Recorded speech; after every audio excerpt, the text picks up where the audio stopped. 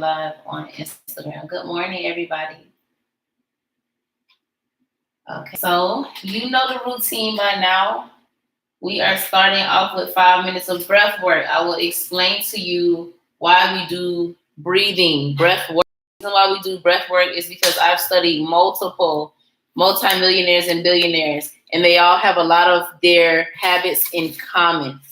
The reason why they do breath work is to calm and relax the nervous system. The reason why they're relaxing the nervous system is because a lot of times when we're making huge decisions, we move in fear. Okay? We don't think clearly, and we do things out of nervousness, or we hesitate out of nervousness. So breath work calms and relax your mind so that you're able to make those big moves and feel confident about it, and letting go of all of your problems. First thing in the morning, as human nature is, a lot of us seem to think about our problems. Okay, so we're letting all of our problems go. Good morning. Amen. Good morning. We are letting our problems go through breath. We breathe in from the belly. So when you breathe in through your nose, you're expanding your belly. And then when you breathe out through your mouth, you bring your belly back in. Okay? So it's going to guide you when I share the screen. So just watch the guiding if you don't know how.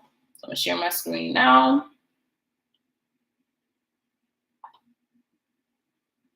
And I am sharing the audio. And we're going to get started. 5 minutes of breath work. And then we're going to get into our Bible scriptures. So if anyone has something to share, go ahead and have that on your mind. And we will see you soon. One sec. Can everybody see my screen okay?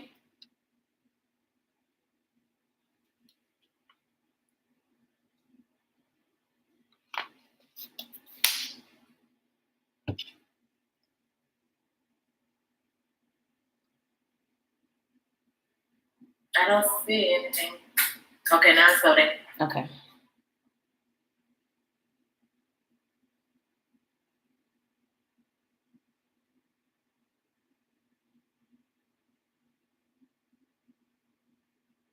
Let's try to refresh this.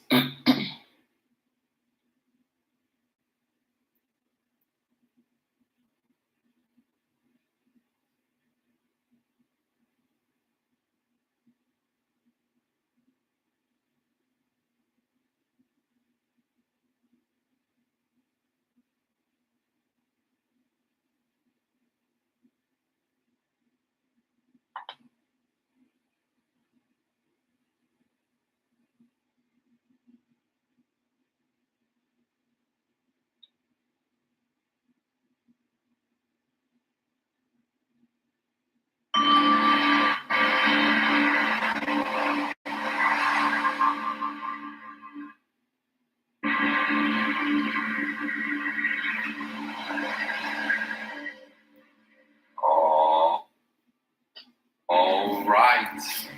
Welcome, all you beautiful breathing people, to another guided breathwork session.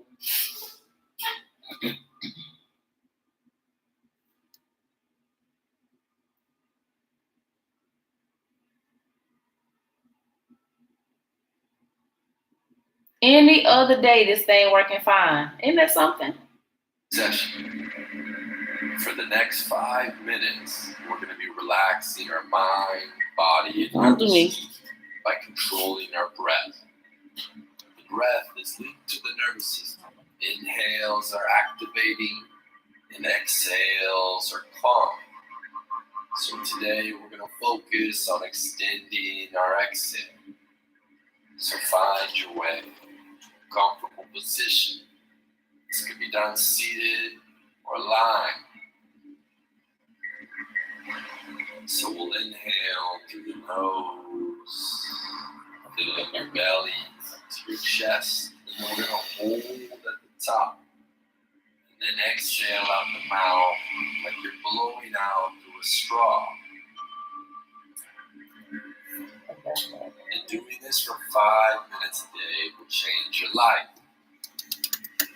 So arrive to your space.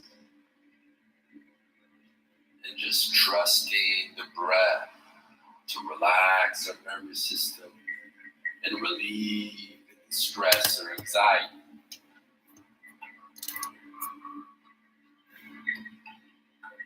So let's begin the first inhale. Hold into. Hold to. Exhale into. Nice and slow.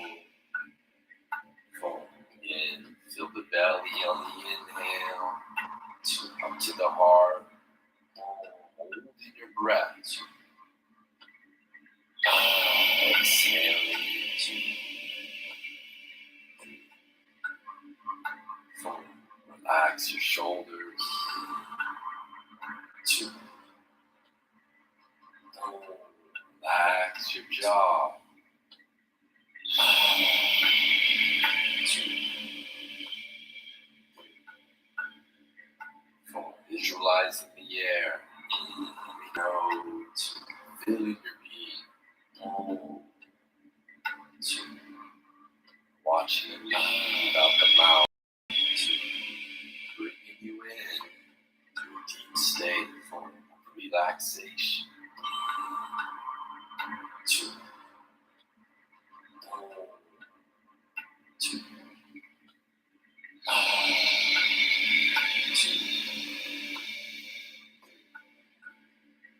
Four. Two. Two. Two.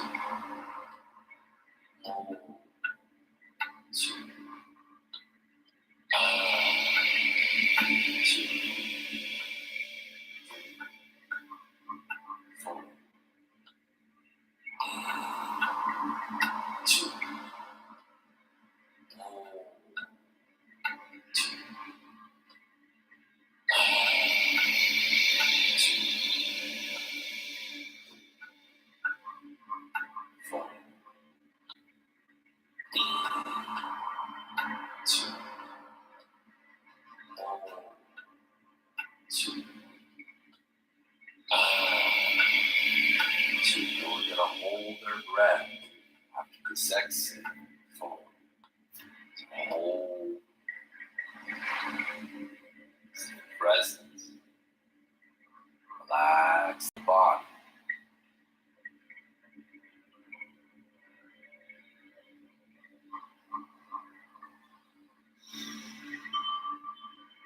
Inhale through the nose.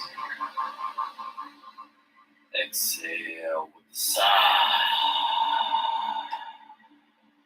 Stay present as we go back into the rhythmic breathing. Inhale. Two. Hold.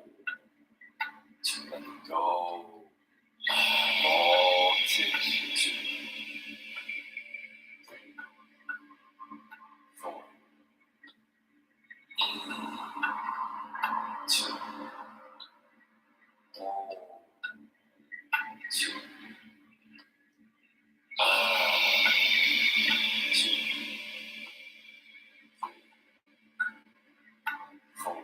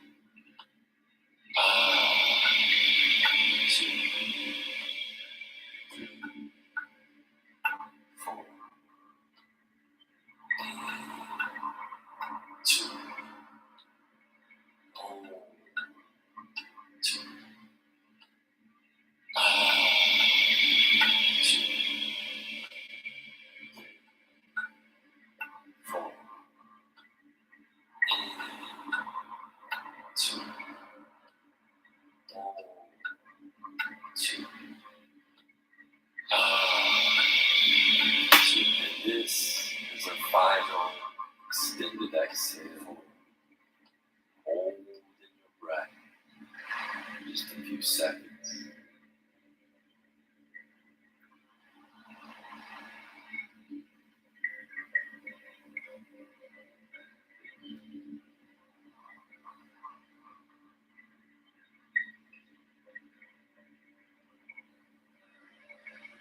Inhale through the nose. Exhale with the sides.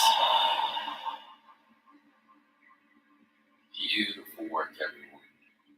Just allow your breathing to return in and out of the nose. Becoming aware of the shift of energy.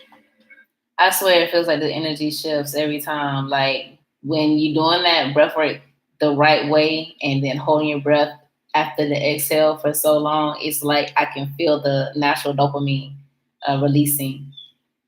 It feels so good.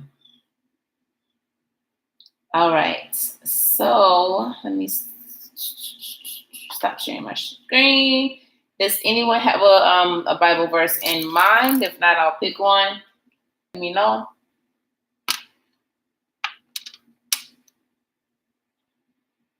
Good morning, Mindy.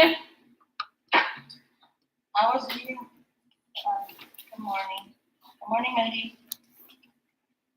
I was reading Proverbs 31 this morning. Let's do it. You want to read the whole? Do you want us to read the whole chapter? This month we're talking about.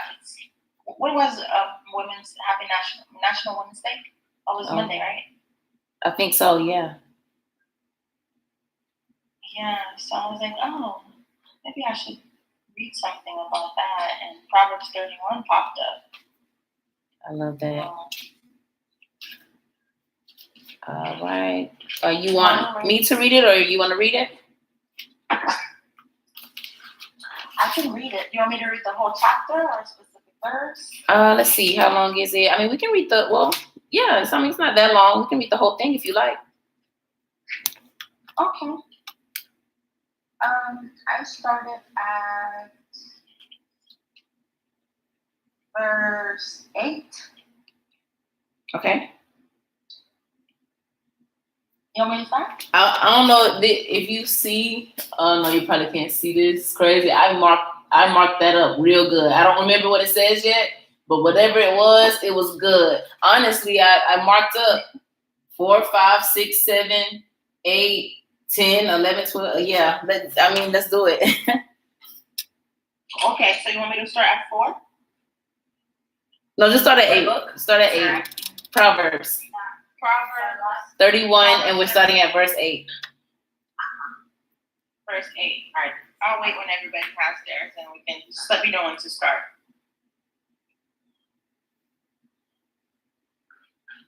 Everybody ready? I'm ready. Yeah, let's do it. Mandy. Okay, so Proverbs 31, verse 8. Speak up for those who cannot speak for themselves.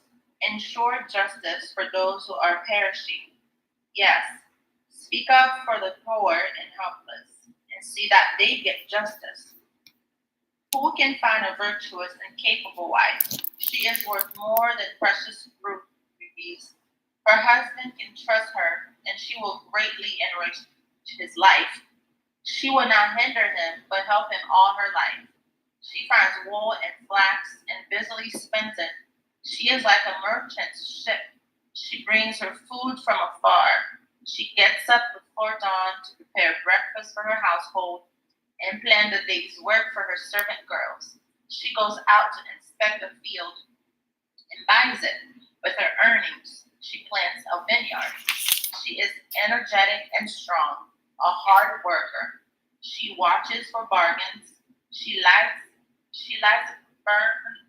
Her lights burn late into the night. Her hands are busy spinning thread, her fingers twisting fiber. She extends a helping hand to the poor and opens her arms to the needy. She has no fear of winter for her household because all of them have warm clothes. She quilts her own bedspreads. She dresses like royalty in gowns of finest cloth. Her husband is well known for he sits in the council meeting with other civic leaders. She makes belted linen garments and sashes to sell to the merchants. She is clothed with strength and dignity, and she laughs with no fear of the future. When she speaks, her words are wise, and kindness is the rule when she gives instructions. She carefully watches all that goes on in her household and does not have to bear the consequences of laziness. Her children stand and bless her. Her husband praises her.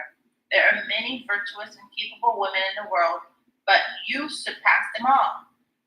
Charm is deceptive and beauty does not last, but a woman who fears the Lord will be greatly praised. Reward her for all she has done. Let her deeds publicly declare her praise. Amazing. What does that mean to you? That's all I have. Amen. What does it mean to you? Good morning, Ella.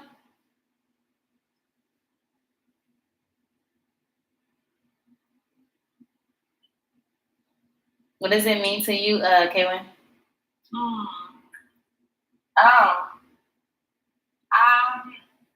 It's highlighting the picture of a woman. Like she has strong character.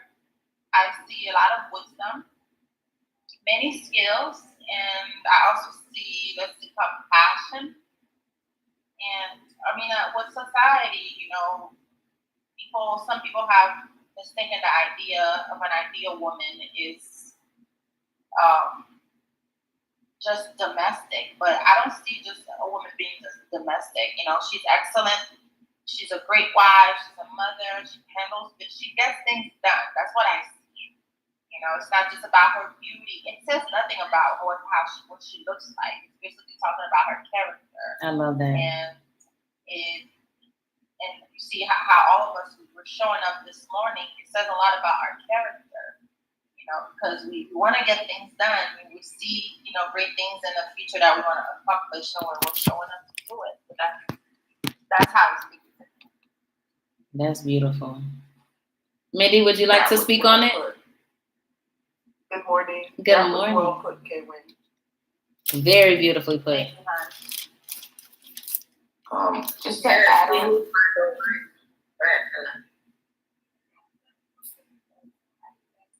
You can go ahead, Elena. The floor is yours, Mindy. Oh, sorry. So yeah, just to add on to Keywin, just shows how powerful us women are, and we should not see less of ourselves and just live in our power. That's what I see. Beautiful. Very beautiful. Elena, would you like to speak, or are you available to speak? I know you're at work. I can speak. No, I was just basically saying, he who finds a wife finds a good thing. And what Mindy says, was phenomenal. You understand? It's like the Whitney Houston song, I Am Every Woman. It's all in me, mother, wife, caretaker, entrepreneur, we can do it all. Not just domestic. Back to what Taylor said, So we're the best. Yes. Yes, y'all actually took the words out of my mouth. I don't even know how to add to it. Just to say, as a woman and being a wife just is a very valuable thing. And I believe also, yes, the woman, if she is not in alignment, can control, a destruction or a development. So it's definitely, she's an important role, whether it's good or evil. She's definitely an important role in the family and how to hold up the foundation. Right. And this is why they'll never have a woman be president, because they want chaos, and we're not going to have that. We're not going to have that. Exactly. We'll put everything back in order so fast. They don't want that. Okay. I agree. You better say that. They know what's up. We bring peace, honey. Of course. We're powerful. We are. And what I see, that's popping out to me after reading this, this woman, she's a manufacturer. She's an importer. She's a manager. I see realtor, a seamstress. It's like, what else can she do? Okay, so it's just to show that we are powerful. Whatever it is we put ourselves to be, like whatever we dedicate ourselves to, it gets done. So Right. it's not a coincidence that we can multitask. Like we can be running the laundry, helping the kids with the homework, cooking dinner, and it's an amazing skill to have, and we need to capitalize off of that. And we all have lives outside of what we're doing now with business, but we're still getting things done. So give yourselves credit, ladies. Absolutely. We're all doing an amazing job. Ella, I know you had just joined us. Is there anything that you would like to speak on with Proverbs 31? No. Okay. Yes. It went summed that up very nicely. Yes.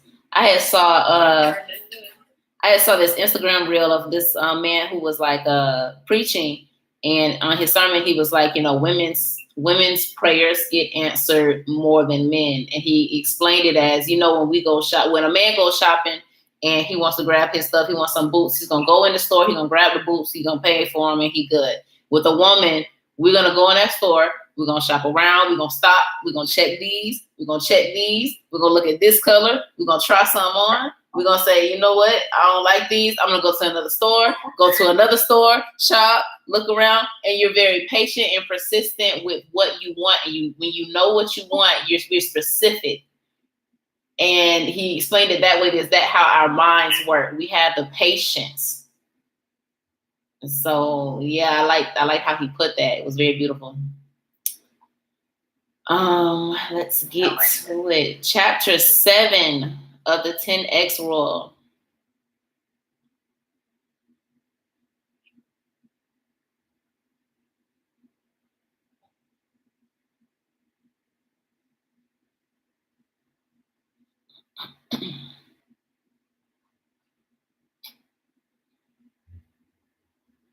Okay, so the last chapter, he said he wanted it to be, don't be a little bitch.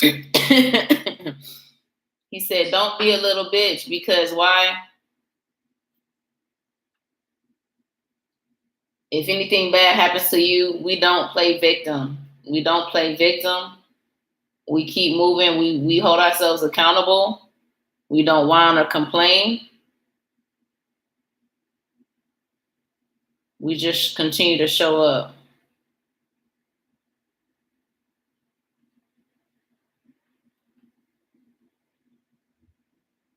Can everybody see my screen just fine? Yes. Yeah. So as you see at the end of that, don't be a little bitch. Let's push through all of our obstacles. Chapter 7 is 4 degrees of action. Would anyone like to start reading? Or if not, I don't mind.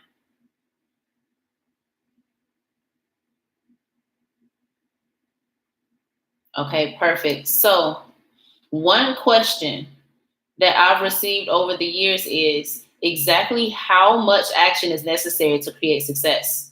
Not surprisingly, everyone is looking for the secret shortcut, and equally unsurprising is the following fact. There are no shortcuts. The more action you take, the better your chances are of getting a break. Disciplined, consistent, and persistent actions are more of a determining factor in the creation of success than any other combination of things. Understanding how to calculate and then take the right amount of action is more important than your concept, idea, invention, or business plan. Most people fail only because they are operating at the wrong degree of action. To simplify action, we are going to break down your choices into 4 simple categories or degrees of action. Your 4 choices are: 1, do nothing; 2, retreat; 3, take normal levels of action; 4, take massive action. So I believe, of course, me in the beginning of this journey was in the retreat level. I would come in and then I would back out.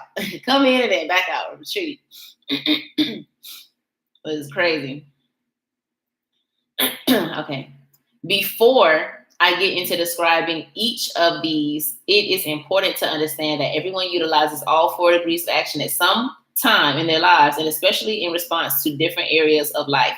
For instance, you might use massive action in your career, but then completely retreat when it comes to your civic duties and responsibilities. Another person might do nothing when it comes to learning about social media, even retreat from it. Another might only take normal levels of action when it comes to eating healthy and exercising, but over excel, take massive action when it comes to destructive habits. A person is obviously going to excel and do best in those areas in which he or she invests the most attention and takes the most action. Unfortunately, most people on the planet spend their time in the first through 3rd degrees doing nothing, retreating completely, or just operating at normal levels of activity. The first 2 degrees of action, do nothing and retreat, are the basis for failure, and the 3rd degree, normal levels, will only create a normal existence at best. Only the most successful people hit on very high levels of action that I refer to as massive. So let's take a look at each of the 4 degrees to see what they mean and why you might choose each in a range of situations and areas of life. For the first degree of action, doing nothing, is exactly what it sounds like. No longer taking actions to move yourself forward in order to learn, achieve, or control some area. People who do nothing in their career, relationships, or whatever they want have probably given up on their dreams and are now willing to accept pretty much whatever comes their way. Despite how it may sound, do not assume that doing nothing requires no energy, effort, and work. Regardless of which degree of action you operate in, they all require work in their own ways. I love this chapter, actually. Oh, I love this chapter. So they're saying, yeah, whether you're doing nothing, you're retreating, you're doing normal levels, or you're doing massive action, it's doing something. You're using energy. You're working still. It says signs that you are doing nothing include exhibiting boredom, lethargy, complacency, and lack of purpose. People in this group will find themselves spending their time and energy justifying their situations, which requires as much work as other actions. So to me, that's like, when people make excuses and trying to figure out how to talk their ways out of things, that takes just as the same energy instead of just doing the work in the first place.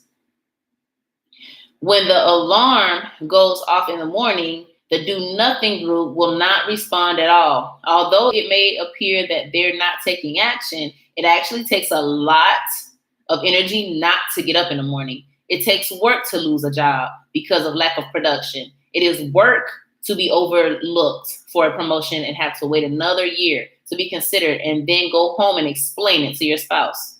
It takes tremendous effort to exist on this planet as an underappreciated and underpaid employee, and even more energy to make sense of it. The person not taking action has to make excuses for his or her condition. This requires tremendous creativity and effort. Salespeople who do nothing and then lose the sale more often than they win the sale have to explain to themselves, their spouse, and their bosses why they are not hitting their quotas.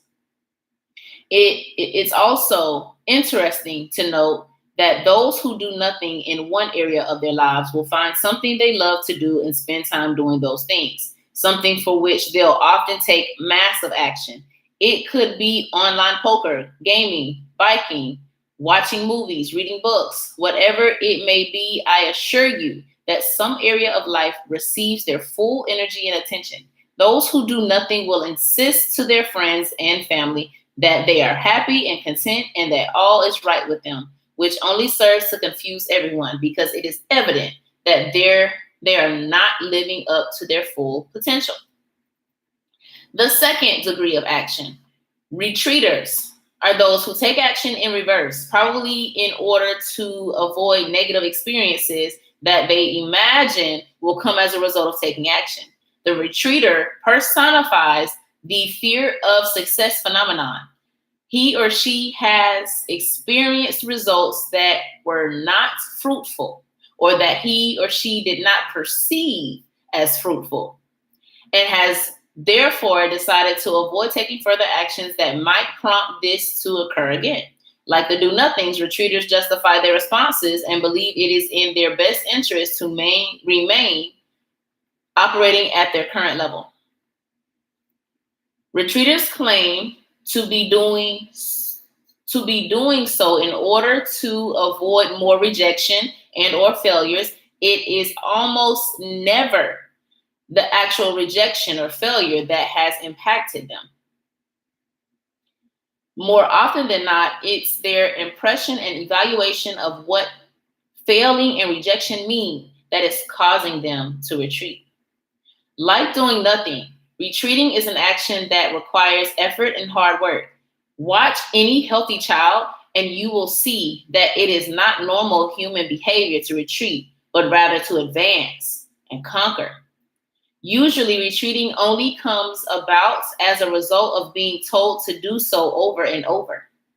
So many of us are instructed during childhood, don't touch that, be careful, don't talk to him, get away from that, and so on, and then start to adopt retreat as an action.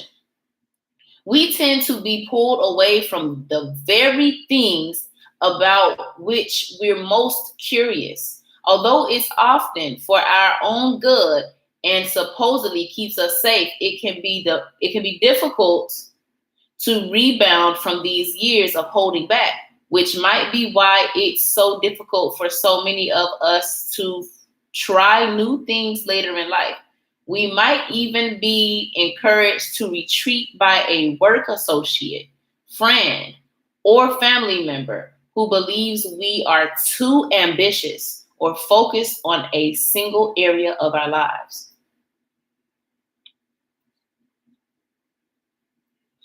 Regardless of the reasons why retreaters move themselves in the opposite direction of goals, the outcome is usually the same. I would imagine that everyone reading this knows someone who retreats, and perhaps you can even see how you retreat in some area of your life. Any realm in which you have assumed you can no longer advance and improve and are now deciding that there's nothing you can do would be considered an area of retreat. The stock market sucks. I'm never investing in it again. Retreat. Most marriages fail. I'm staying single. Retreat. The acting business is too tough. I'll just be a waiter for the rest of my life. Retreat. The job market is terrible. No one is hiring. I am filing for unemployment. Retreat.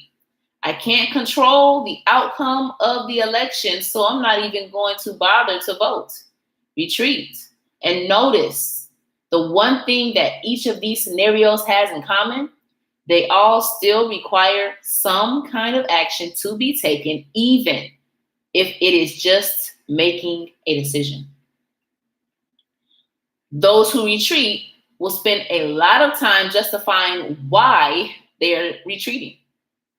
There is usually no arguing with these individuals, as they have typically convinced themselves completely that they're merely doing what they need to survive.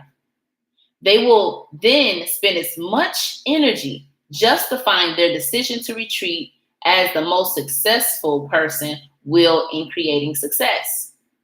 The best thing you can do for retreaters is to give them this book and allow them to identify for themselves that they are retreating. Once a person sees the 4 degrees of action and realizes that each requires energy, he or she may start to make other healthier choices. After all, if you're going to expend effort, why not do so in the direction of success? The 3rd degree of action. People who take normal levels of action are probably the most prevalent in our society today. This is the group that appears on the surface to be taking the necessary amounts of action and to be normal. This level of action creates the middle class and is actually the most dangerous because it's considered acceptable. People in this group spend their lives taking enough action to appear average and create normal lives, marriages, and careers. However, they never do quite enough to create real success. Unfortunately, a majority of the workforce takes normal degrees of action. It's those managers, executives, and companies that blend in more than they stand out. Although some members of this group may occasionally attempt to generate exceptional quality, they almost never create anything in exceptional quantities. The goal here is average marriages, health, careers, and finances. As long as average works, they are fine with it. They don't cause problems for others or themselves as long as conditions remain steady and predictable. However, the moment market conditions become negatively impacted and therefore less than normal, these people will suddenly realize that they're at risk. Add any serious change to the conditions in which people take only normal actions, which is certain to happen at some point, and all bets are off. It's not uncommon to enter a situation that will challenge a person's life, career, marriage, business, or finances. When you have been taking normal actions, you are even more susceptible to challenges that are certain to come your way. Any set of ordinary events, financial conditions, or stressful experiences can throw off a lifetime of typically acceptable levels of action and result in a serious degree of stress, uncertainty, and hurt. Average, by definition, assumes less than extraordinary. It is truly, to some degree or another, just an alternative description of retreat and no action. And it does even take into consideration the negative spiritual effects of a person knowing his or her true potential for action and then operating well below that which he or she is capable. Someone who takes average actions but is capable of much more is really electing to do some variation of doing nothing or retreating. Be honest with yourself. Do you have more energy and creativity available than you're using? Average student, average marriage, average kids, average finances, average business, average product, average body type. Who really desires average? Imagine that the products and services we're so often tempted to buy use average in their advertising. This fairly average product can be found at an average price and delivers mediocre results. Who would buy such a product? People certainly don't go out of their way to find and pay for run-of-the-mill merchandise. We are offering cooking classes that will guarantee that you become an average cook. I can do that now without taking classes. New movie opening this weekend. Average director, average acting, and the critics are raving. 2 hours of average action. Can't wait to stand in line for that one. Taking normal action is the most dangerous of the levels because it is the most accepted by society. This level of action is authorized by the masses, and therefore people who don't take normal actions don't draw the necessary attention required to catapult them to success. Companies call me constantly to help the lower performers in their organization, yet they're overlooking the average and even top performers who are still only taking average actions. This book is probably more likely to wake up a normal action taker than someone who does nothing or retreats, since the do nothing person wouldn't even bother to buy this book in the first place, and the retreater probably won't even go to the bookstore. People who take average or normal levels of action will buy the book and hopefully come out from under the spell that has been placed on them. It is only by moving from the third to the fourth degree of action that a person can turn an average existence into an exceptional life. All right, going to the fourth degree. I got everybody still?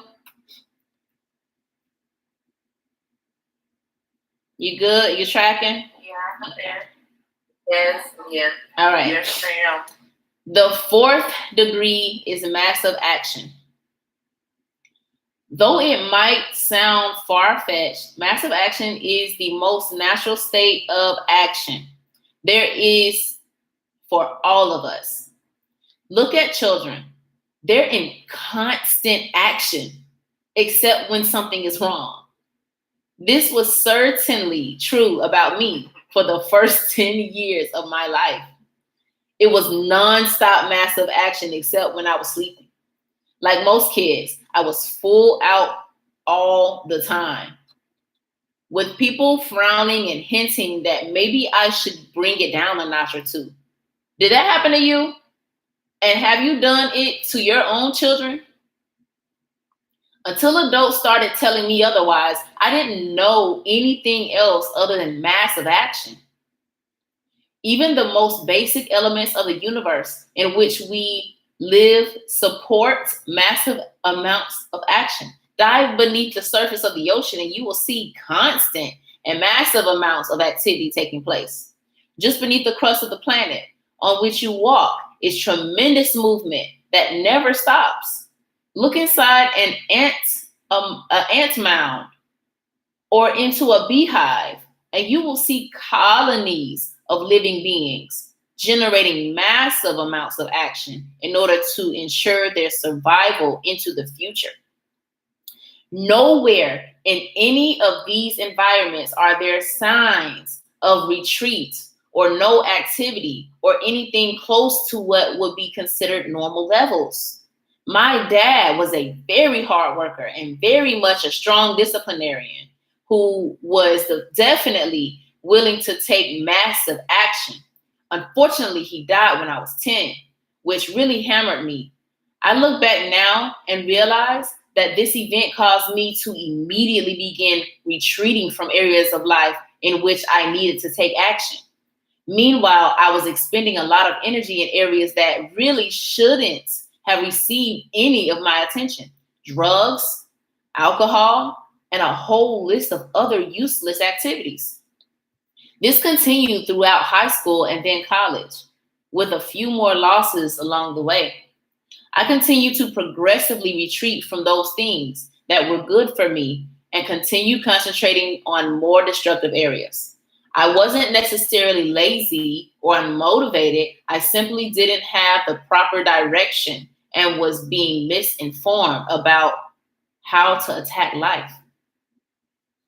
I spent most of this time bored, without purpose, and gravitating to areas in life in which I could expend a lot of energy but not produce constructive results.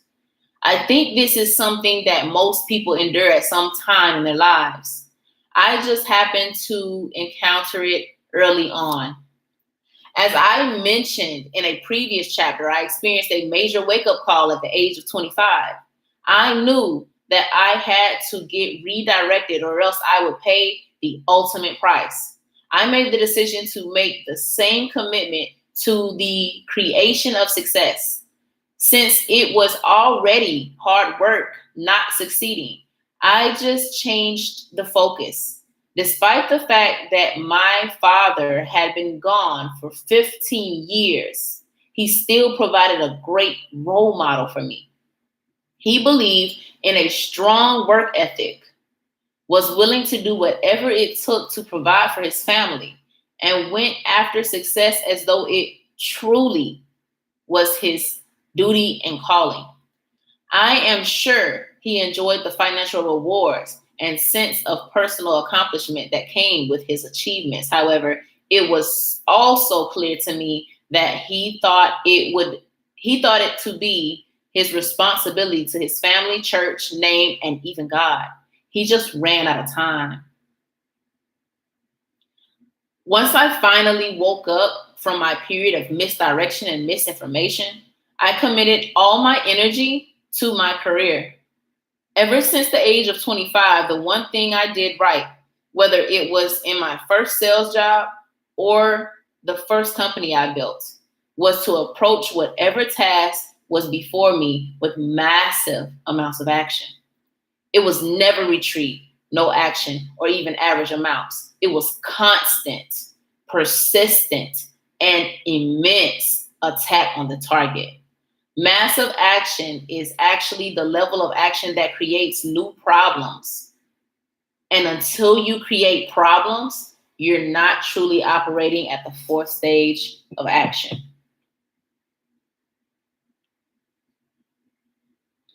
When I started my seminar business at age 29, I employed the 10X rule to create a name for myself. I would start my day at 7 a.m.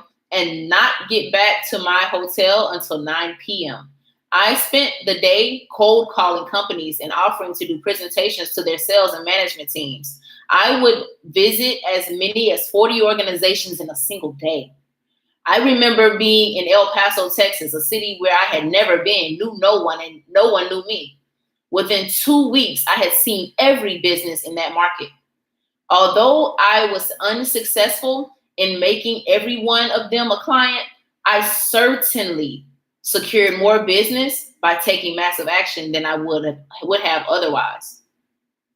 A real estate agent once traveled with me to observe firsthand how I was growing my business. After 3 days of shadowing me, he admitted, there is no way I can do this for another day. I am only riding with you and I'm exhausted.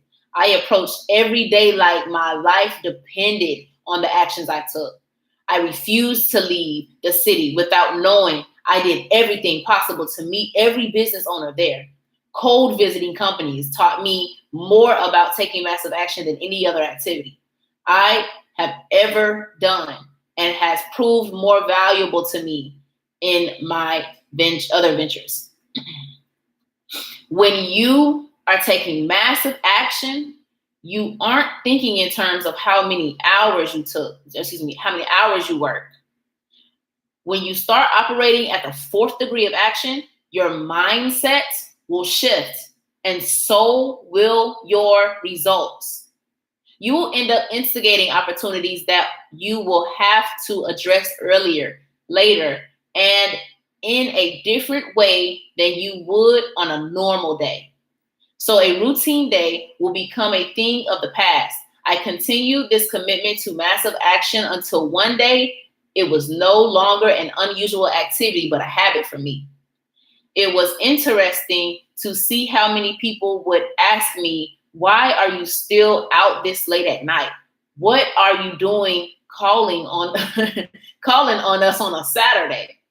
You never quit, do you? I wish my people worked like this. And even, what are you on? I was on something. I was treating success as my duty, obligation, and responsibility, and massive action was my ace in the hole.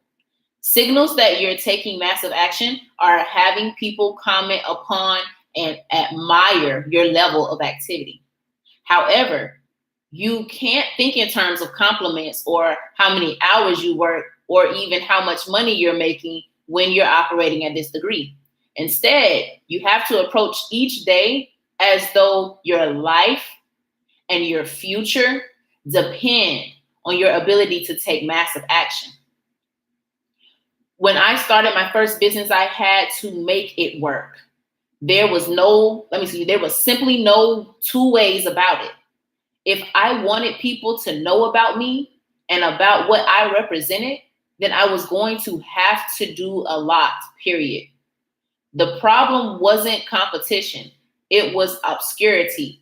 No one even knew who I was. This has been the single biggest problem I've encountered in every business I have built. And I imagine that it's one most entrepreneurs face. People don't know you or about your new product. And the only way to burst through obscurity is by taking massive action. I didn't have money to invest in advertising, so I spent all my energy on phone calls, traditional mail, email, cold calls, return calls, visits, and more calls. This level of massive action may sound and is indeed exhausting at times. However, it will create more certainty and security for you than probably any other education or training you will ever receive. I have been called a lot of things due to my commitment to action. A workaholic, obsessive, greedy, never satisfied, driven, and even manic. Yet every time I have been labeled, it's always been by someone operating at less than the fourth degree of action. I have never had someone who is more successful than I am considering my excessive action to be a bad thing, because successful people know firsthand what it takes to achieve this kind of success. They know themselves how to get where they want to go and would never identify massive action as undesirable in any way. Taking massive action means making somewhat unreasonable choices and then following these up with even more action. This level of action will be considered by some to be borderline insane, well beyond the agreed upon social norm, and will always create new problems. But remember, if you don't create new problems, then you're not taking enough action. You can also expect to be criticized and labeled by others when you start taking massive action. The second you start hitting it big, you will immediately be judged by the mediocre. People who operate at the other three levels of action will be threatened by your activity level and will often make it seem somehow wrong in order to make themselves right. These people cannot stand seeing others succeed at these levels and will do everything to stop them. Whereas a sane person would step up to your level. A mediocre person will tell you that you're wasting your time. This won't work in your industry. It is a turnoff to your clientele. No one will want to work with you, and so on. Even management occasionally discourages employees from putting forth this kind of substantial effort. You will know you are stepping into your realm of massive action when you, 1, create new problems for yourself, and 2, start to receive criticism and warnings from others. But stay strong. This activity will break you out of the hypnotic state of mediocrity and you've been taught to accept. And in order to deliver at the level of massive action, you must take every opportunity that comes your way. For example, my wife is an actress. I tell her all the time to say yes to, regardless of whether she is prepared or whether she thinks art is right for her. It's better to suck and be seen than to not be seen at all. But what if I bomb? My wife asks me. I tell her Hollywood is filled with terrible actors that are still somehow working. Maybe they won't pick you for the part you went up for, but you will see that you're perfect for some other part. The goal is to be seen, thought of, and considered in one way or another.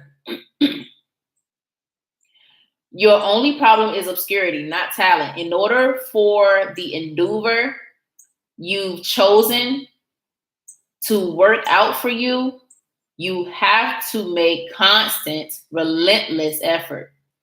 Massive action can never hurt you and will always help you. This is also one place where quantity is more important than quality. Money and power follow attention. It says money and power follow attention.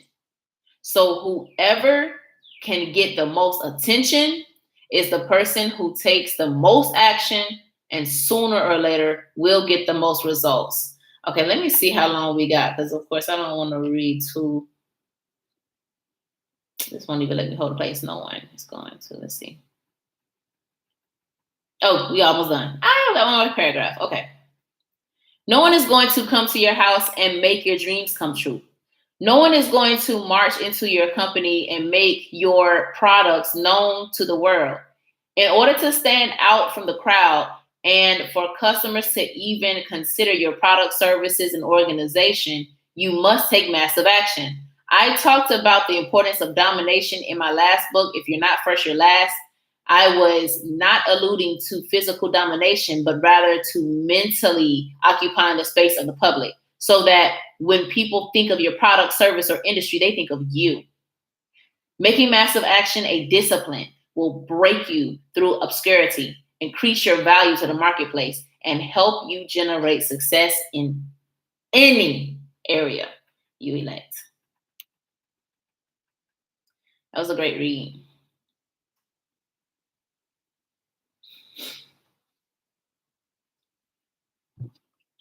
Yes, that was very powerful. Wow. Just to me, that just basically means you gotta get your presence out there. Gotta put in the work, and the success will definitely follow. For sure.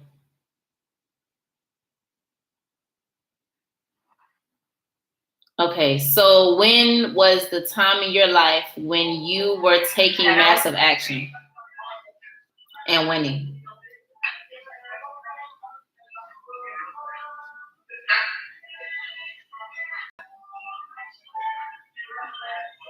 When I was taking action? Yes. When do you feel like there's a time where you were like on go, like go, go, go, go, go, go, go, and like you were really winning? You and your mind.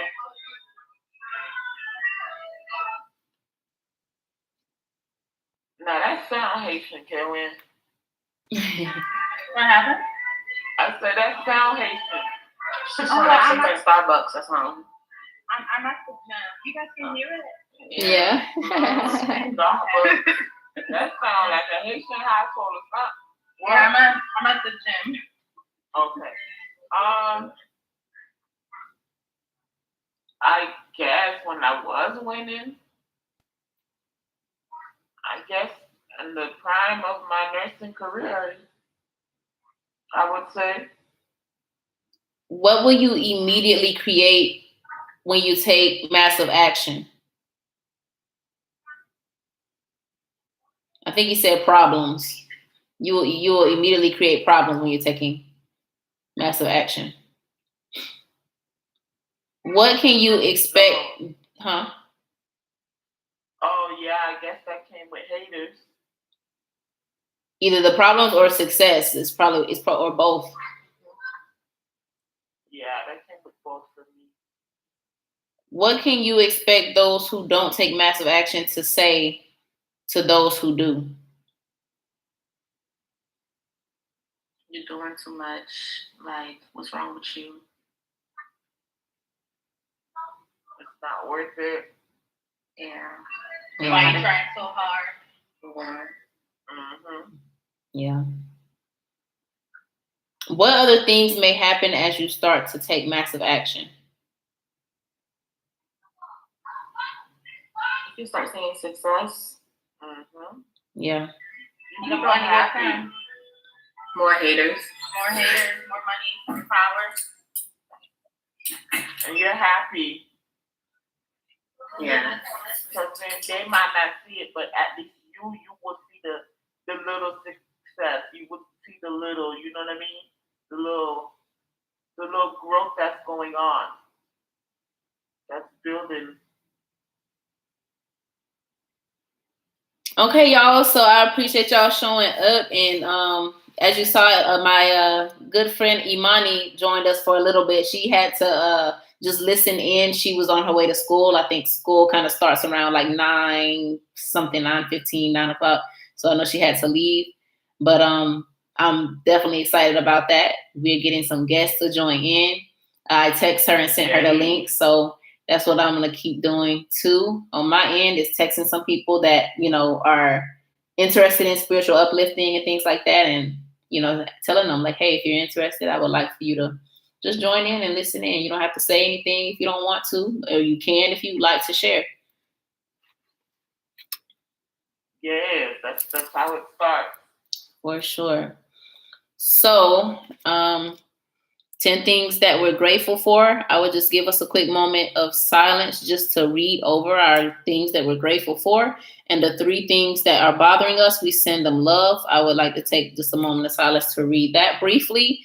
And then we're going to get into our goals, our goal setting, and being more specific in our goal setting and what we're going to start doing today, actually. I believe, it's the 10th. The competition or whatever it's called, the challenge, it starts in 5 days. So I want us to start kind of challenging ourselves to take that action that we promised ourselves. Because if we can experience all of this fear, this terror, this, the crazy things in life that we keep experiencing because of the lack of action or normal levels of action, just imagine what we could take ourselves if we do what we're supposed to do. The blessings that we'll receive.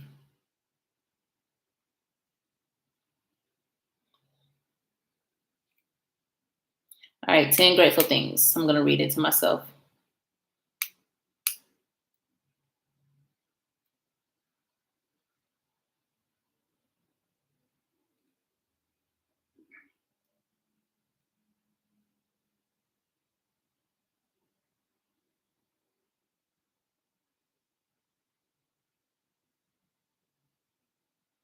All right, and then the 3 things that are bothering us, send them love. I'm going to read that to myself real quick.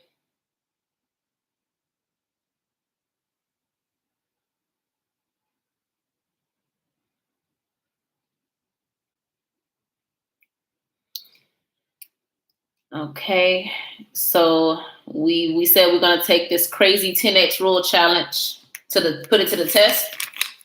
That means we need to find $2,600 a day.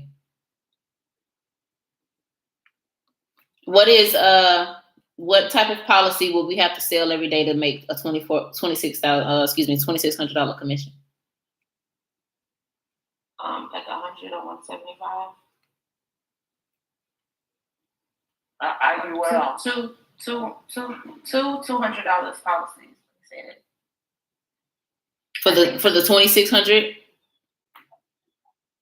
I believe so. Yeah. Let me see.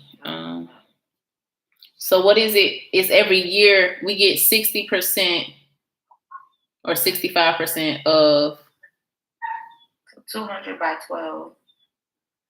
Right? It's 24. So that's not enough. We need to make it like almost.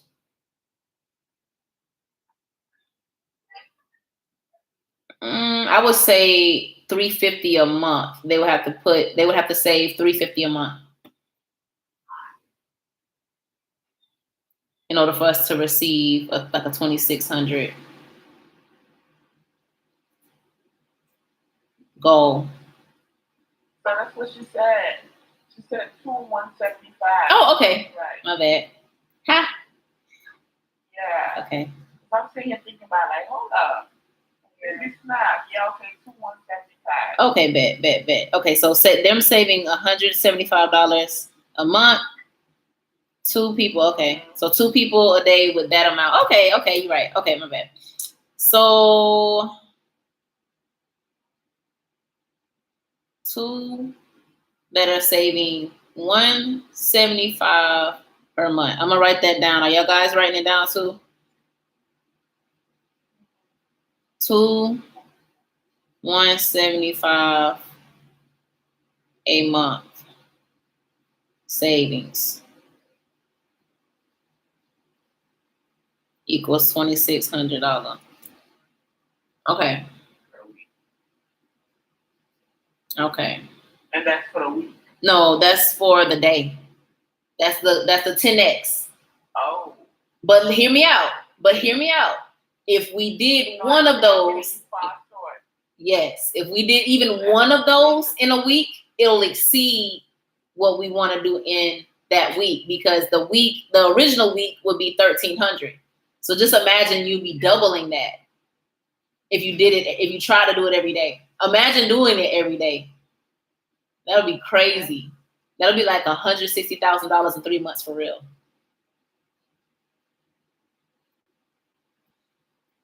That'll be crazy. $2,600 a day. Just imagine that though. Feel that feeling, how it would feel if you saw that let's say, yeah, $13,000 a week. You got a check for $13,000 on Friday, every Friday. Imagine that. Like, really think about it and how it feels. That's how you manifest. God blesses you for what you attract and what you thinking and what you feeling. So it's like, if you really feel that feeling, you sit and just think on that as if it's already here, as if you have that in your bank account. You'd be surprised at what comes true. Just saying, I already have it. I'm already blessed. I already have all that in my bank account, so I don't need it because I'm doing the work, and it just comes magically. It just is coming. It's appearing because I'm putting in the work worth that. It's no surprise. I'm putting in $13,000 a week of work. So, I'm supposed to make $13,000 a week. I've been working that much. You feel me? You wouldn't be so, like, you know what I'm saying? Like, you wouldn't be thinking, how am I going to do this if you know that you're doing that work? You know it's coming. That's what I want us to continue to, like, realize. I want us to kind of describe, in your free time, like, describe the house that you want to live in. Every single detail of it. Like, pretend you looking around and you see, like, the island in the middle if you want an island in your kitchen. What type of backyard do you want? Do you want a pool in your backyard? Like, we're allowed to dream. That's what God gave us, vision, to visualize something beyond ourselves. Use that power. And now it's just making me kind of wrap it back up into what Kaywin gave us, the Bible scripture that she gave us, and talking about the power of the woman and the things that we can provide. Because we have such a big imagination beyond men. Men are so boring. They just think about here and now and regular life when we have creation. Use your power. That part. It goes back into our reading yesterday. That was like, hidden talents is a waste. You're wasting your life. So let's do that. Let's write it out. Let's write down, okay, I got a big white house with 2 floors.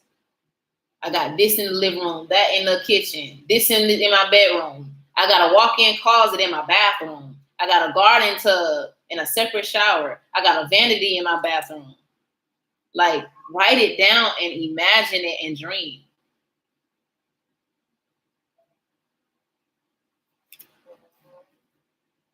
Search open houses. If you really want a new house, search open houses. Events, they're free to go to. Sometimes they got food and drinks in there and they take you on a big tour upstairs, downstairs. Like, we can do this. But be specific in how much you're going to make a day. Put that in your mind and search for it. So now that's the reality of it. If I'm doing 10X rule, I'm searching for 2 people that are saving $175 a month. 2 people that'll save $175, and I look for that every day. I keep searching for that every single day. I'm looking, I'm talking to them, I'm talking to the people. I'm pushing for at least $175 a month. If you keep searching, you keep calling, you keep trying, you keep working, you're eventually gonna find what you're looking for. And the finding it, what's special about that is you're gonna fall short of it. You keep doing it, you're gonna find a couple of them a month, and that's you falling short, which is beautiful. Wow.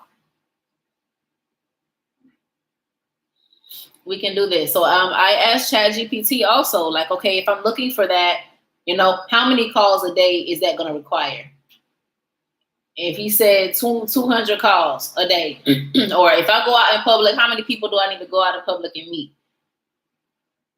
And then that'll be my challenge. Just like I was telling y'all when we was knocking on the doors, I'm like, okay, don't worry about the numbers you get. Okay, if you want a certain amount of numbers, figure out how many doors you have to knock on. So, okay, this is what I'm gonna do 10 doors. And then, however many numbers I get from that 10 doors, at least I did the work. So that's what it is. Okay, if I say I'm gonna knock on 50 doors and I did my job, I'm not worried about how many numbers I got. I'm not worried about how many closes I get. I'm gonna knock on 50 doors and I did my job. So don't worry about the money.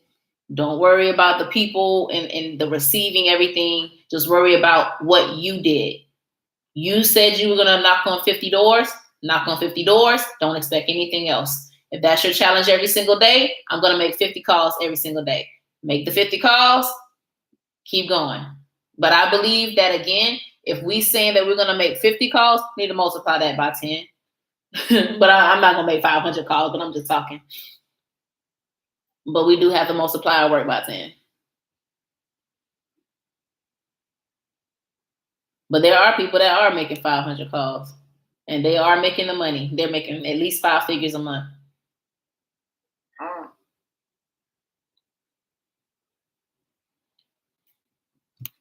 So at 2, we were gonna finish our in-person. Let me share it so I can share what we did so far.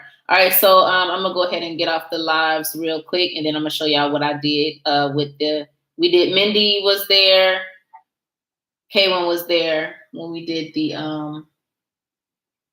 what you call it, the in-person script, and we still have to add to it. One sec.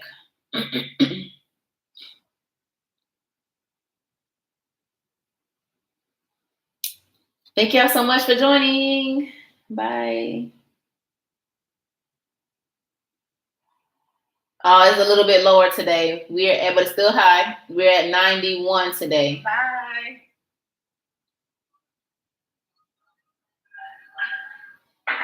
Okay. Okay, I'm sharing my screen. Okay. Canva.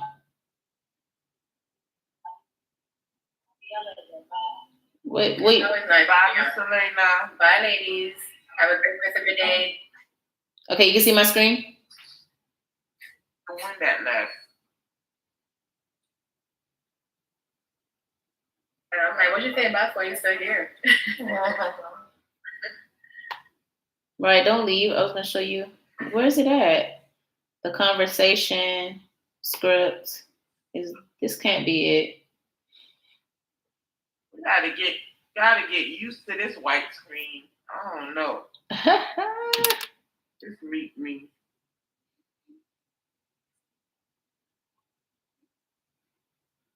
Let me refresh it. That's probably what it is.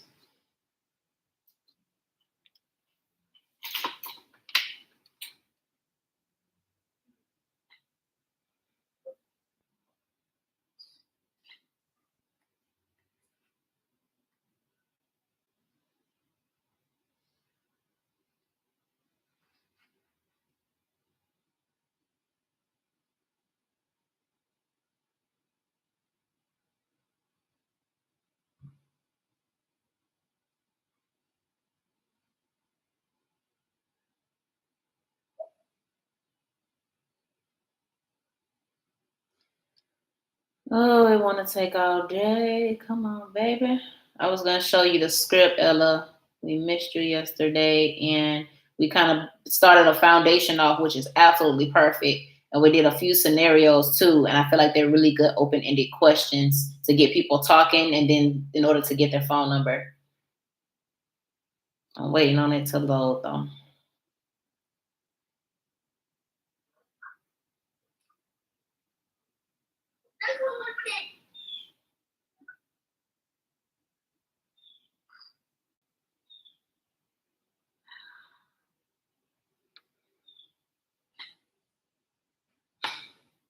There we go. Boom.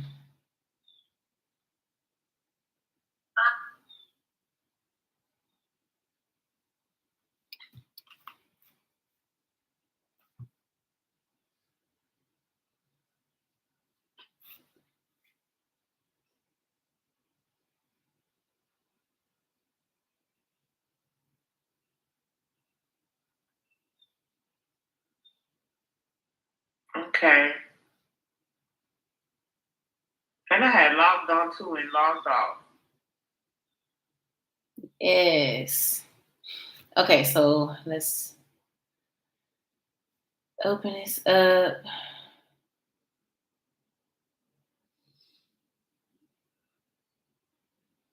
Okay, so yeah, we worked on it together, and now we gotta basically figure out the next part that we're gonna talk about. But so Going up to people, it will either be like, hey, quick question, do you live around here?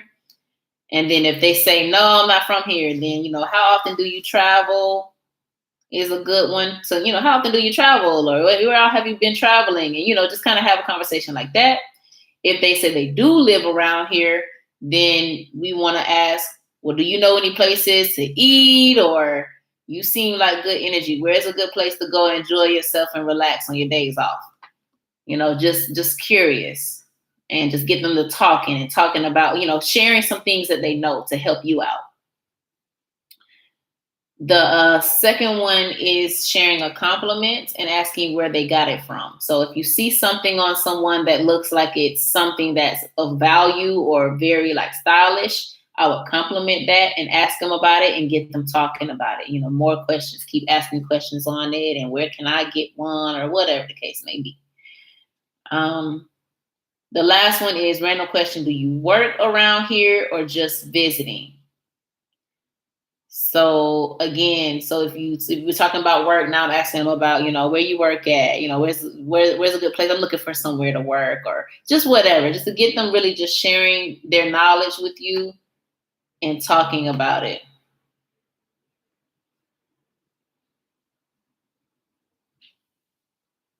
I think our favorite one was maybe like the travel. I think it was like the traveling, because if people talk about traveling, then it's a lot of questions you can ask based on travel and asking for advice. As soon as they're done with the conversation and we've talked a good bit, they've chat a lot, then it's, hey, I have to run, but I'd love to keep in contact with you. Let me get your number so we can keep in touch. So now, again, I have not approached them as if they're a prospect. I have not made it seem salesy. I have not said anything at this point about me being a financial strategist, in order to just get their number in my phone.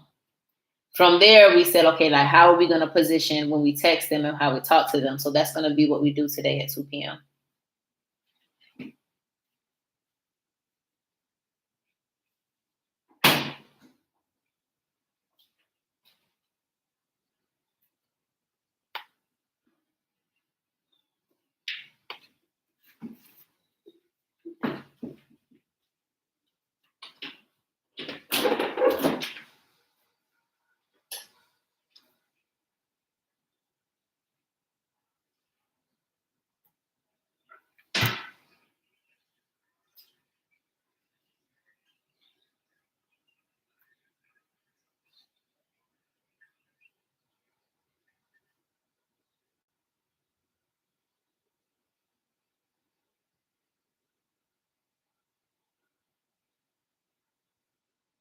Okay, my apologies. I don't know what happened.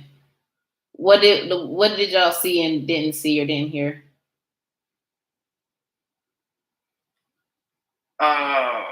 Nothing. Okay, it's crazy. I don't know how that happened. Show to us, I guess, how to meet up. Yeah. So can you hear me? What is happening? This thing making me mad already.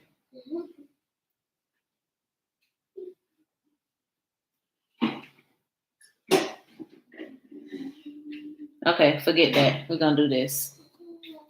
I don't got time for that. What is happening? Yeah, we hear you. Okay, cause that's making me mad. I'm gonna do it on my I'm gonna just do it. Try to join it on my phone. Hold on, and just do it on my phone. Cause this laptop about to make me mad.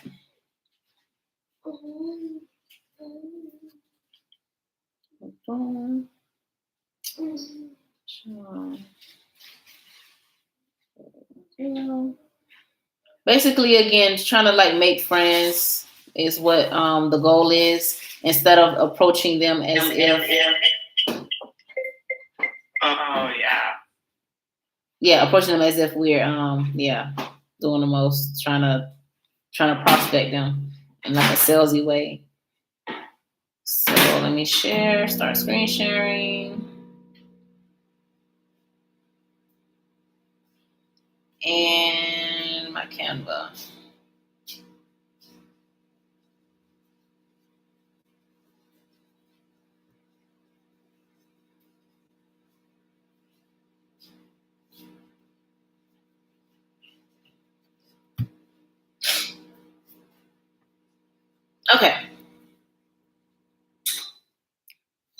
So right here, like the first question is, hey, quick question, do you live around here? I like that one. Super simple. I'm getting to know somebody. I'm asking, do they live around here? Mm-hmm. If they say no, okay, well, where are you from? If they from somewhere far, okay, so you traveling, you can ask anything from there. Like, what's the occasion traveling here, or how often do you travel? Do you have any quick tips for me on, like, where do you stay? Hotels, Airbnbs? What's your secret to that? And just get them just talking and sharing things, because they're sharing their knowledge now. So now they feel important because you asked them something of value. The second one is if you see a piece of like jewelry or clothing piece or whatever that looks kind of fancy or creative, where it shows somebody's personality, I would compliment them on that and ask where they get it from. Oh, they're gonna run their mouth. Oh, I got this and this, and this is the story behind it and whatever. Ask them the story behind it, and get them. Just the main thing is just to try to get them talking. Get them talking mainly about themselves so that they're open now. Random question, do you work around here or just visiting? I like that one as well. Just to kind of figure out, okay, oh yeah, I work around here. Okay, let's talk about your, what do you work? What do you do? Okay, how is that? How does that work? Do you have to have a degree to do that? Whatever the case may be, you're just asking a bunch of open-ended questions to get them rambling, kind of talking a little bit longer than just a short yes or no, or just a short sentence. I want them really having a conversation.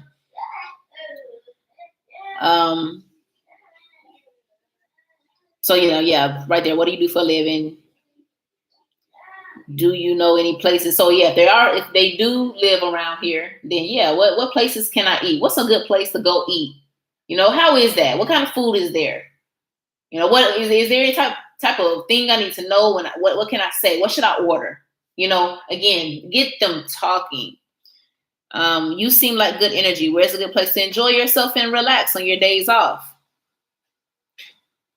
So again, really get them talking about their favorite thing. Ask more questions related to that, like a funnel. So you're gonna, again, when they say something, find whatever they responded with, find something in there, a trigger word, and then reply to that. Okay, well, ask a question about that. When they answer this, ask a question about what they answered to. Make sense?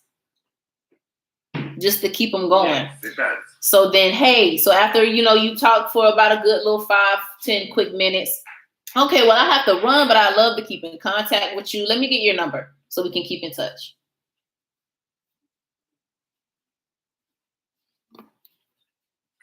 And you already build a friend, and they love talking about their damn self, so they're gonna give you the number.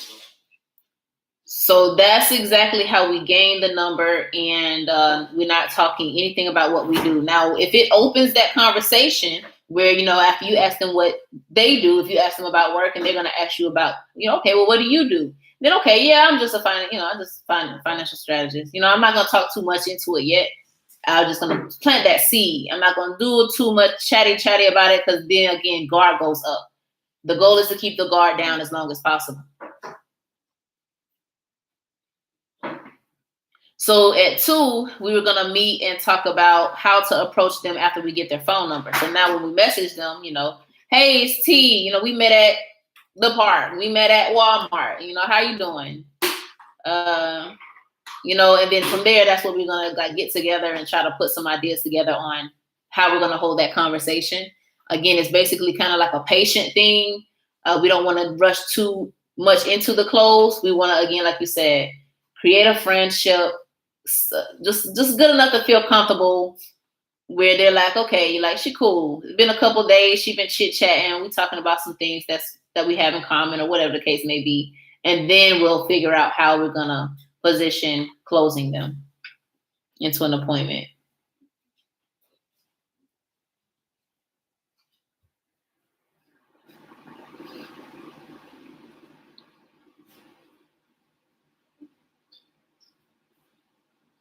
And then I guess from there, whatever else we end up deciding we'll do at 2 is what we're gonna do. So yeah, but that's kind of how I got Imani on here.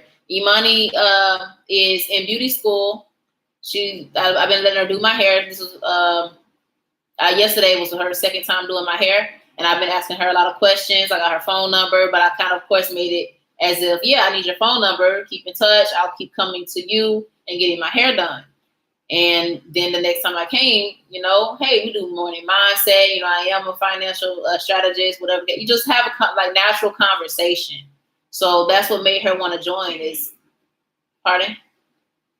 See, yeah. What the hell is this mommy doing to your hair? What you mean? Girl.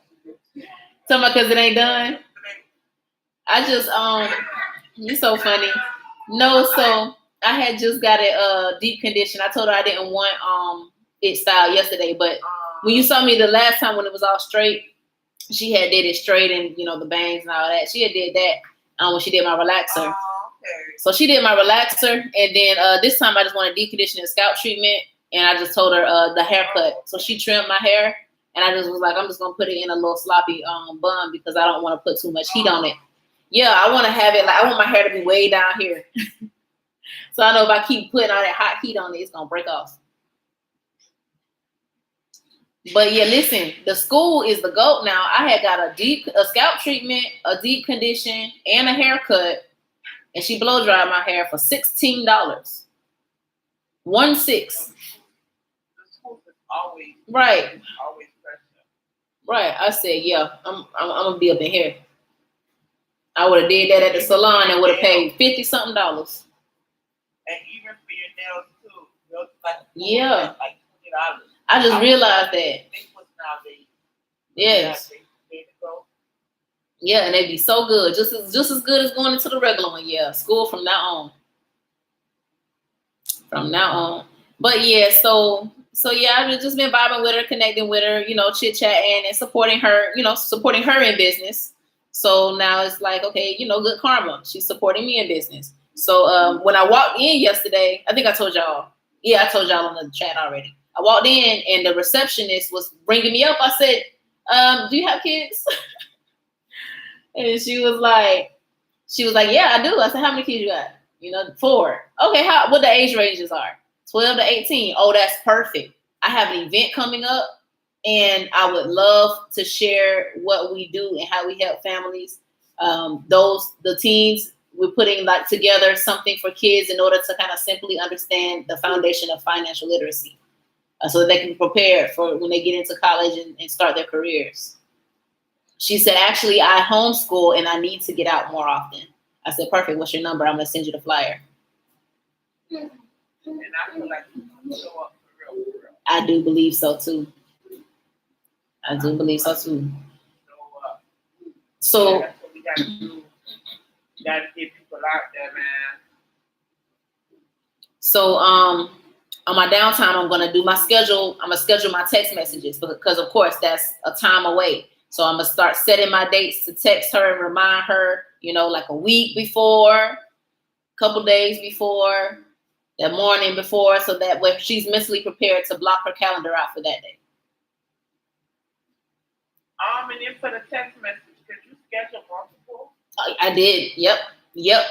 From that one text message, you schedule it like a week before and then 2 days. Yep. 30 minutes. You do that? Yep. Oh, that's yeah. Yep, I had just did that for the one guy that I knocked on the door. I had a 24 hour before, the morning of, an hour before, and the time of the appointment. I had already scheduled 4 text messages to send out to him while I was just riding around, running errands. They were sending him text messages and he was responding to them. Yeah. I also have some resources I'd like to share with y'all. It's called Mentor. I'll just show you. Well, yeah. Let me get back on my phone because I can't stand this computer being so slow. 1 second.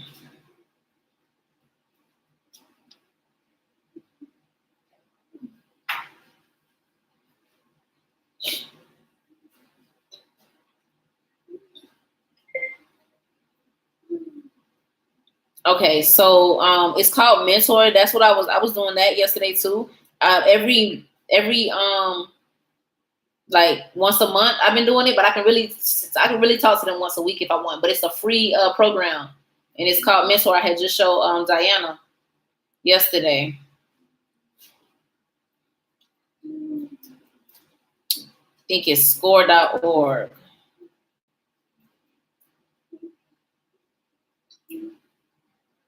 Okay.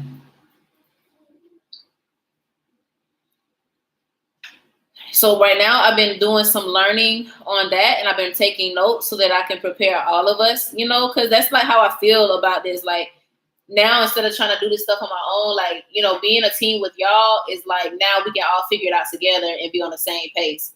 So I'm figuring out a lot of the questions about how to, you know, just properly business plan and get everything in order and structured so that, again, we can be so organized with our downline and everything like that, that we'll be just winning. So like you see how I sent y'all the template for the handling objections.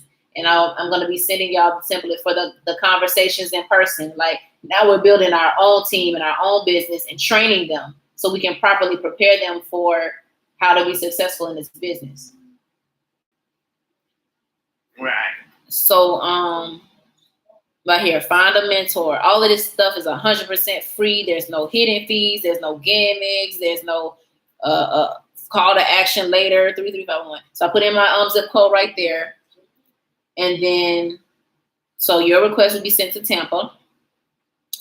And then, for, you know, put all your information in so they can reach out to you right there.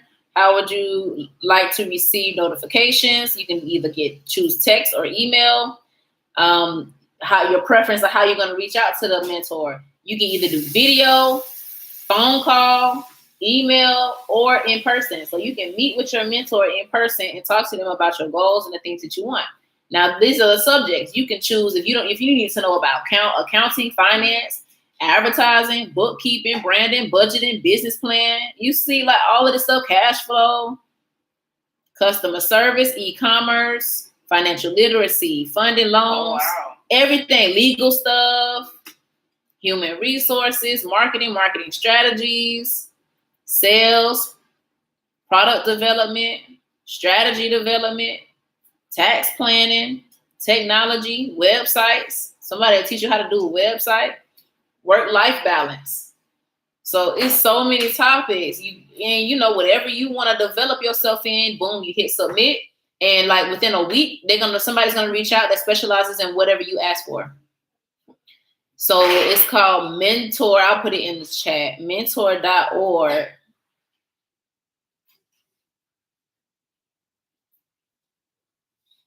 And it's called SCORE is the organization. So if y'all want to utilize that, listen, like it's free resources out here we taking advantage of. Why not? Yes, ma'am. God us to be, you know, a lot better. But yeah, so I'm doing my little thing, and I'm trying to like organize it all together and figure it out. And then once, of course, I figure it out, and I can share it all with you. But they sent me a business plan template, so I'm gonna upload that probably at 2:00 too, and share it with y'all to see, because I haven't looked at it yet. And I feel like I work better with a team. So like if I don't feel like looking at an email, if I do it with y'all, I feel more obligated, you know, and accountable to do it. Mm-hmm. Well, I'm by myself, but like I don't want to do that email. I'm not even worried about that email. But let me put that in my notes. So we're gonna finish the script. Is it only me and you here? And business. It's Elena and Mindy also. I'm on. Oh, I don't see them. Really? Because something is trying to share. I keep seeing something spinning. That's what I'm looking like. What's going on? Oh, you know what? You're right. Okay. It was me. There you go.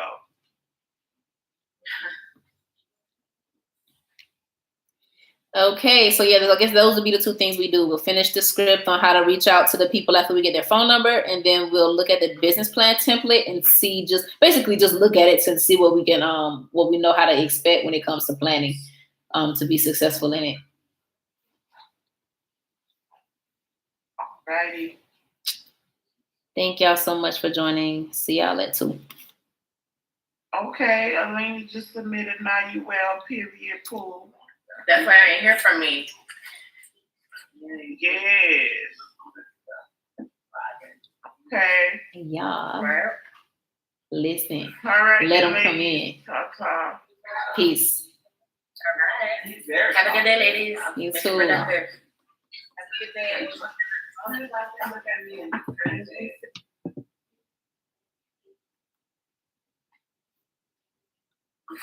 I see the library was approved. Yeah. Huh? Hold on, let me see.